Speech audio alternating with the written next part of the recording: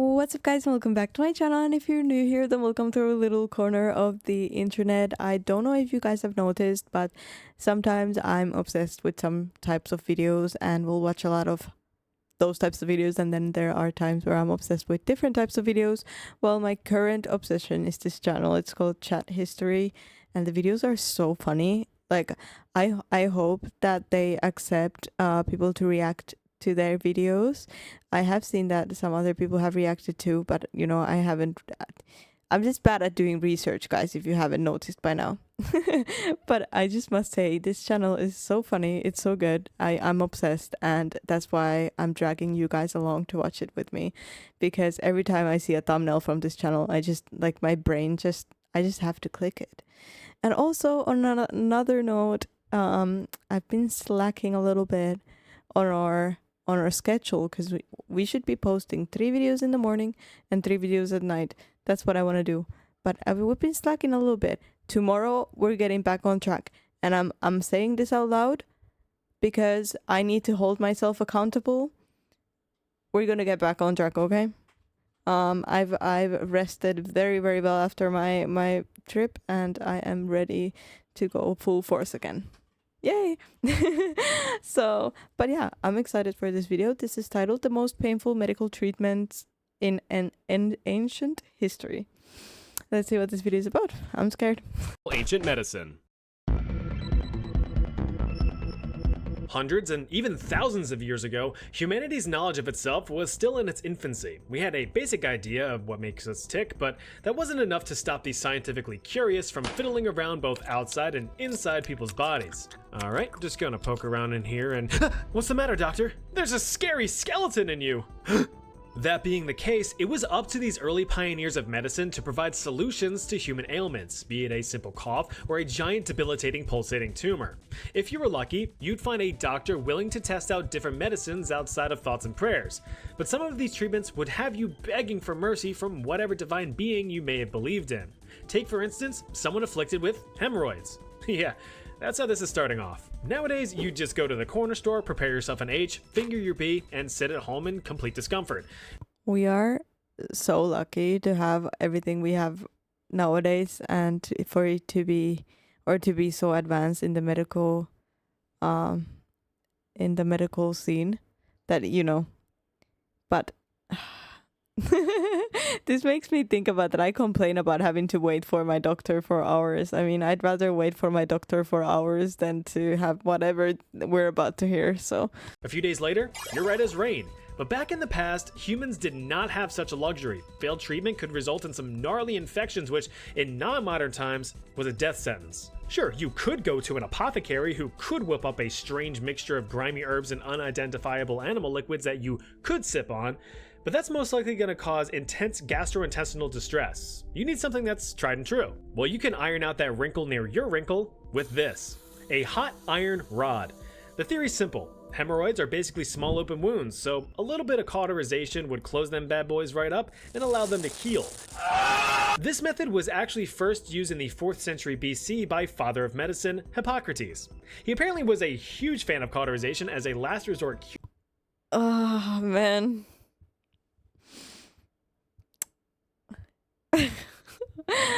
I'm thinking about what to say because I don't want to say anything, you know, but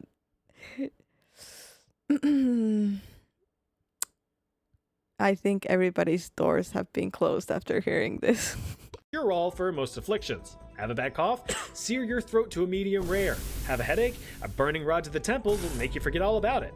Hippocrates was of firm belief that if a condition couldn't be cured with medicine, it could be cured with a knife. If it couldn't be cured with a knife, it could be cured with fire. If it couldn't be cured with fire, well, then you're just shit out of luck. The obvious problem with this cure in the rectal region is that it isn't without collateral damage. The application often led skin fusing to the burning rod and getting ripped from the body. Another unfortunate possibility was that the rod was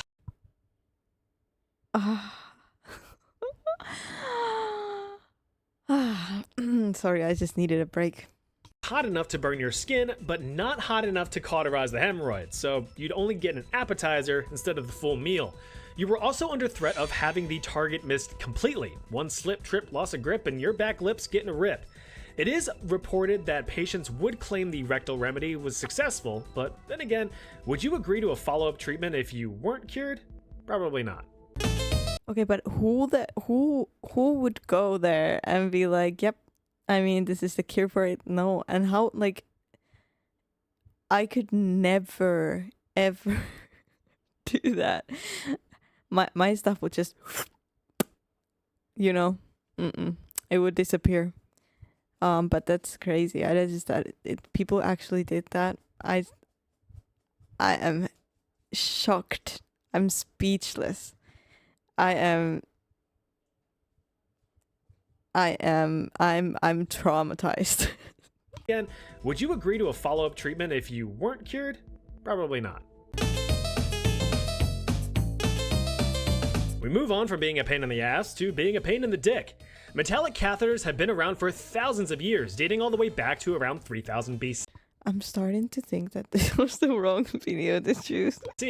These little guys were used to relieve patients of urinary obstructions, which didn't allow for proper passage of pee.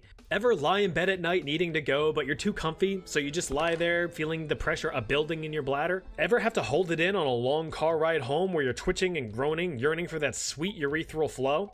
Well, then you've experienced a fraction of the pain generated from being physically unable to drain your piss pouch.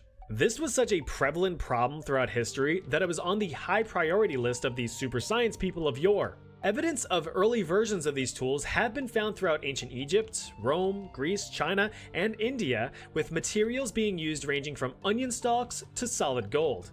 The theory was simple. Like a clogged drain, you just gotta poke around in there to clear the blockage. Enter the catheter, which enters you. After snaking around your tract, the tube enters your bladder and provides a cleared path for you to relieve yourself. As will be a common theme throughout this video, ancient times had only rudimentary methods for sedatives such as opiates, herbs, and alcohol to subdue any pain. If these weren't available, you could always bite down on a stick or something while getting a metal tube shoved up your nethers. The insertion procedure was delicate and tricky. Since these tools were handmade, edges could be rough. Without proper care, your internals could get all kinds of tore up, which would certainly have no way of being treated effectively. My whole body is like, I feel like chills, not chills, but you know, like itching from the inside. 'Cause, If improperly cleaned, a catheter could leave behind debris in your bladder, causing infection or even worse, future blockages. So with that, only a properly prepared person performed the painful pubic procedure.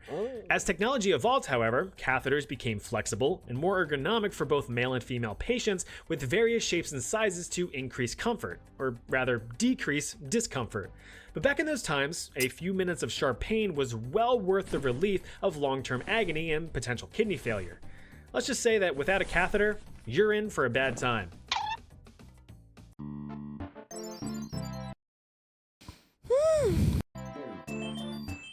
I have like nothing to say that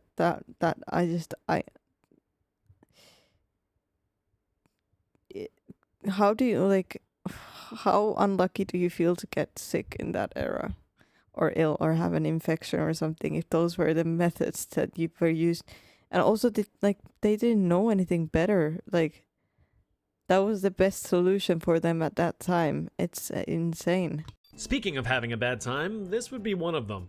As a follow-up to metallic catheters, if the obstruction was a calcified stone too large to pass naturally, surgical intervention may have been in the stars for you. The first recorded practice of lithotomy dates back to ancient Greeks. The word lithotomy derives from the Greek language, with lithos meaning stone and tomos meaning cut. This makes sense as surgeons were quite literally cutting for a stone stuck in your belly. To say that the procedure was not pretty would be a drastic understatement. Nowadays, lithotomy is performed by making a small incision in the abdomen and using a small camera tool to fish around for the offending mass. Back in the day, however, this was a perineal procedure. Your perineum, if you're unaware, is that no man's land between your anus and your junk. Modern scholars refer to it as the taint or the grundle. That's the incision site. Yeah, it's gonna suck. Lying on your back with your knees pulled to your chest to give the doctor a front row seat to your particulars, a surgeon would make the invasive entry and beeline it for your bladder to attempt removal of the stone, if he could find it. Physical removal was either performed with a hooking tool or with the surgeon's fingers, like he was trying to get the last chip out of a Pringles can. If you were lucky, the stone or stones produced in your body were relatively small in What did I just hear? Removal was either performed with a hooking tool or with the surgeon's fingers, like he was trying to get the last chip out of a Pringles can. If you were lucky, the stone or stones produced in your body were relatively small in diameter, maybe a quarter inch or less than a centimeter. But as you can imagine, problems arose if these stones were large. Excessive bleeding and internal damage can occur from bladder stones exceeding 1.5 inches or about 4 centimeters, though luckily these were rare.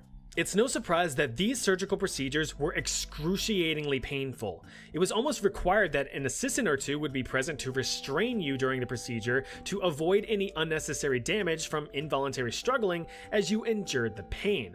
After extraction, the patient was sat in a shallow pool of vinegar and salt to halt any bleeding before being stitched up like a teddy bear. There's no question that the procedure sucked, but the long-term benefits outweighed the short-term investment.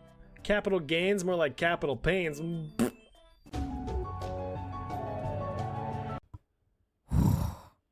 Salt and vinegar bath after a procedure, guys. No. Now, I did briefly cover trepanation way back when I thought doing a monotone narration was a good idea, but let's revisit it. So, trepanation is the act of deliberately drilling a hole in one's head for the sake of some kind of medical relief. This could be physical pain like excessive skull pressure or headaches, or for spiritual reasons, as some early societies believed that trepanation allowed for the release of spooky spirits haunting your melon. Trepanation is one of the earliest known surgical procedures performed. This one I have seen before in another video, and it's but they didn't really go into detail, so it's going to be interesting to hear this. The release of spooky spirits haunting your melon. Trepanation is one of the earliest known surgical procedures performed throughout human history, with evidence being found across the entire globe as far back as the Neolithic era, the end of the Stone Age. So imagine you want to get some relief for your frequent pounding headaches, and your local medicine man whips out his iconic and sharp obsidian slab. Dr. Ooga Booga gives you a smile as he starts carving away at your dome, peeling skin from skull.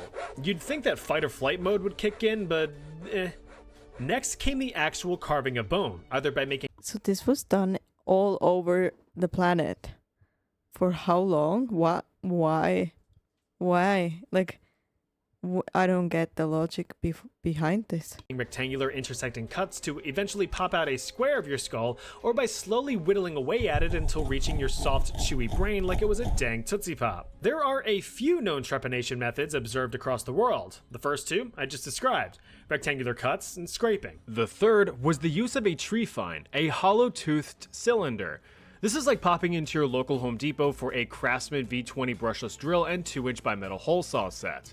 Is this gonna hurt? Only if you scream. The last and most commonly used method was the drilling of closely spaced holes, usually performed with a bow and flint. Now, having your head carved into is certainly not a pleasurable experience, so you'd probably... Did people not die from this? Or, like, is this possible and then to live afterwards as well? Oof. Probably want the procedure to be over quickly. Well, think again. Since it was known that jamming a sharp object into the brain would almost certainly diminish the surgeon's success rate, trepanation was a long, delicate, and grueling process. Trepanation is still practiced in modern medicine as a craniectomy to treat brain injuries and remove brain tumors. Surprisingly though, the majority of recovered remains showing evidence of trepanation also showed signs of continued bone growth and healing, indicating that these subjects survived their surgeries. It's estimated that around 80% of those who got their noggin knocked ended up living, though it's questionable if they lived well. Imagine spending months or even years training as a warrior. Oh, I didn't even think of it, but then you would just have like a soft spot in your head. That is disgusting. Perfecting the art of handling a blade, mastering close combat, and being the embodiment of peak physical strength. Only to be taken out by an arrow the moment you step out onto the battlefield. Huge bummer, but all's fair in love and war, and boy, did you love war until about 5 seconds ago. Now lying on the ground, your life slowly slipping away from a simple arm wound, you look up to see a friendly face. It's one of them fancy new soldiers. What do they call them? Oh yeah, medics. His whole job is to make you feel better and to get you back up on your feet. Your other buddies on the battlefield? They can wait a bit. They're not going anywhere. Now, unfortunately for you, the arrow's pretty deep, so things aren't looking too great. Shallow entry wounds you could simply rip out, rub some dirt in it, and call it a day. These deeper wounds, however, they need a bit more persuasion. Most arrowhead designs at the time are barbed. Where they land, they're meant to stay. So here are your options. Option 1. If there's already an exit wound, snap the arrow in two and push it through to the other side. Sorry if you're eating while watching this. Option 2. If there's no exit wound, you're gonna need to pull the arrowhead out. Simply open the entry wound enough to find the arrowhead and gently pull, avoiding the barbs ripping at your delicate insides. Option 3. If the arrowhead is stuck in a... Again, what am I watching? Why? I love these videos, but this is so... What is it called? It's very... like, not visual. There's a word for this. It's very detailed, in not the best way. But I didn't even think of the fact that the arrowheads have like the little triangle shape, so you can't really get them out, huh? Yikes. Bone or too deep to retrieve. Option 4. If you can retrieve the arrow and you want things to be quick like a band-aid, use the classic tooth fairy method. Simply tie the protruding arrow to another arrow and fire away. The offending arrow is ripped out and you're left there in complete and utter agony. Now we just have to dump some honey on that bad boy, wrap it up nice and neat in a filthy cloth covered in mud and dirt, and you'll be back to it in no time. The fuck? No, this isn't just chilling out in the living room. This has to do with ancient eye surgery, which honestly makes my toes curl because I hate anything that has to do with eyes. My wife, she constantly tortures me by poking her own eyeball for fun just because she can, and it honestly just heebies my jeebies, so here we go. Couching is the first known surgical procedure to counteract a cataract. What's a cataract? It's the clouding of the natural lens inside of your eyeball. If you know anything about light scattering, you'll know that semi-transparency does a lot of it. Makes your vision go all wonky like you're looking at the world through a steamy shower door, except permanently and much less sexy. Well, not permanently anymore, because them ancient Egyptians found a great way to stab your own eyes and get rid of the problem. However, it would be much later until we got something recorded in fine detail.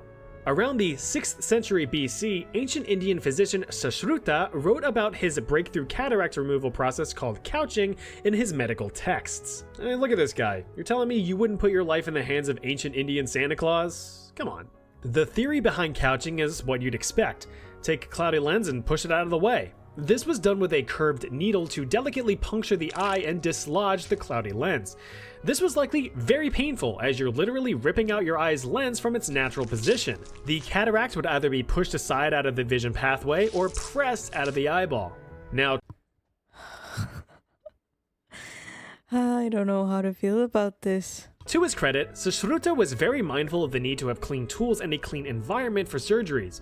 He was centuries ahead of European medicine in that regard, but his sterilization techniques weren't perfect. Patients often experienced agonizing infections which inevitably led to the complete loss of vision in the affected eye. It is estimated that roughly 70% of patients were left completely blind due to surgical complications. But hey, if you're gonna go blind anyway, why not take the 30% chance and risk it for the biscuit?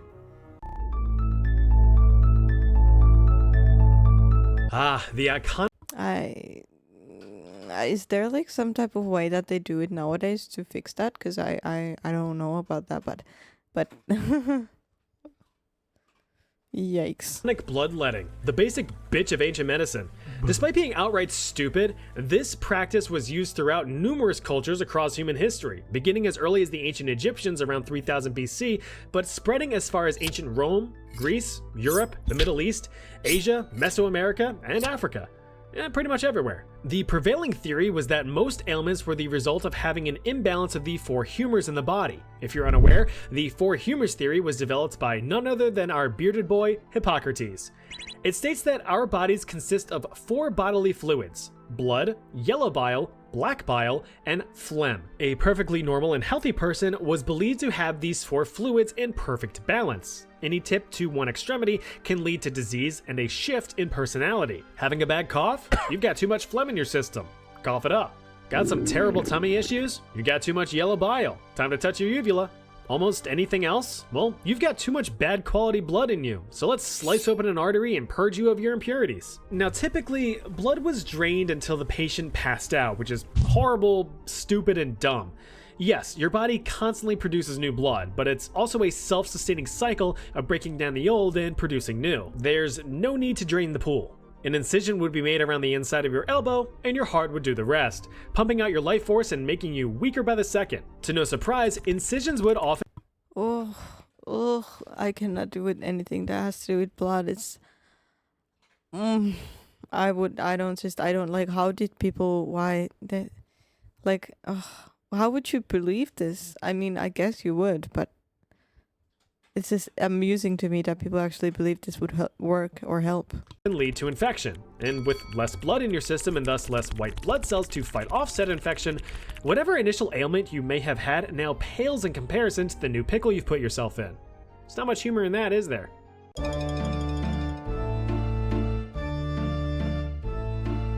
So I decided to be a little silly with this chapter. Enjoy this cringe. Oh, oops. In today's times, you can count yourself blessed, cause modern dentistry is the best that it gets. But step into the past, that pain gets intense. No Novocaine blast, no numbing defense. Impactions, extractions, gonna ruin your day. This dental interaction to rid you of decay.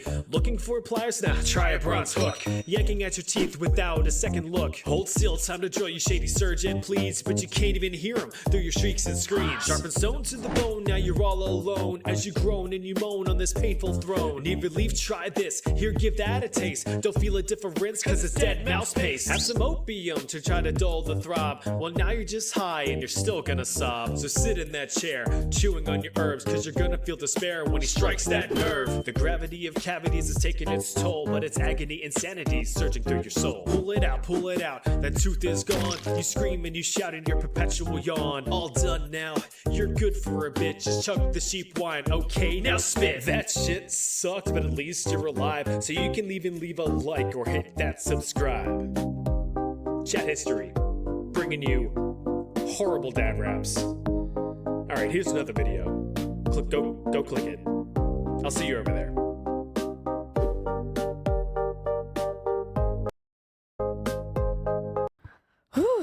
What a ride, guys. That was a good video, but that was very, very, very, very visual. Like, I'm gonna have nightmares after this one. I don't know. I don't know what to say. Honestly, I'm shook and very grateful that we live in a time where, you know, we can get actual medical help that doesn't really hurt much, compared to these methods, at least. Thank you guys for joining me for this video. I hope you liked it. Please leave a like, subscribe, leave your thoughts in the comments below, and I'll see you guys in the next video.